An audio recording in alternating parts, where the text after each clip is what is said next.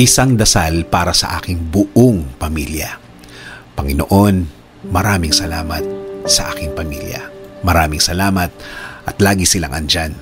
Sila po ang aking inspirasyon, ang aking lakas.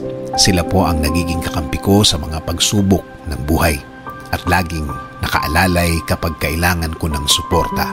Lord, kasama po ng aking dasal na ito na mas mapalapit sila sa iyo, mas makilala ka nila, mas malaman pa nila ang iyong kabaitan, kasama ng nakita nila sa aking buhay na ikaw ang pinagkukunan ko ng lakas sa araw-araw.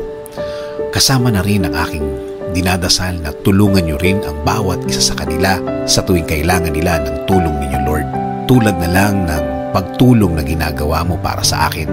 Every time na kailangan ko po ng tulong niyo, palagi niyo silang samahan at protektahan sa lahat ng oras.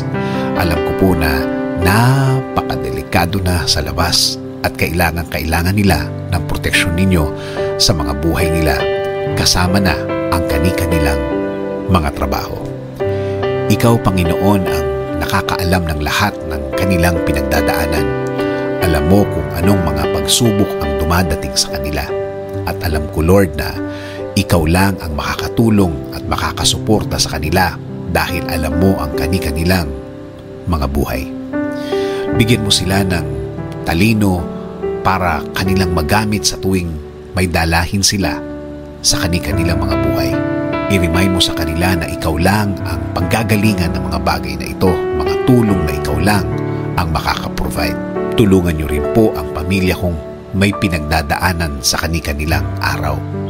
Mga taong ayaw magsalita tungkol sa kanilang mga problema at nagdesisyon na lang na manahimik na lamang and decided to keep it to themselves.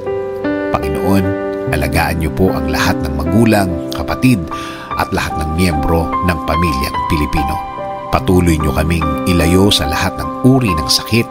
Ilayo niyo po kami sa lahat ng uri ng masama. Manatili po sana ang inyong peace sa aming mga puso at isipan. Patuloy niyo pong i-guide ang aking buhay. Bigyan niyo po palagi ng direksyon ng aking araw-araw at ng aking buong pamilya. Patawarin niyo po kami sa lahat ng aming kasalanan sa inyo, Panginoon.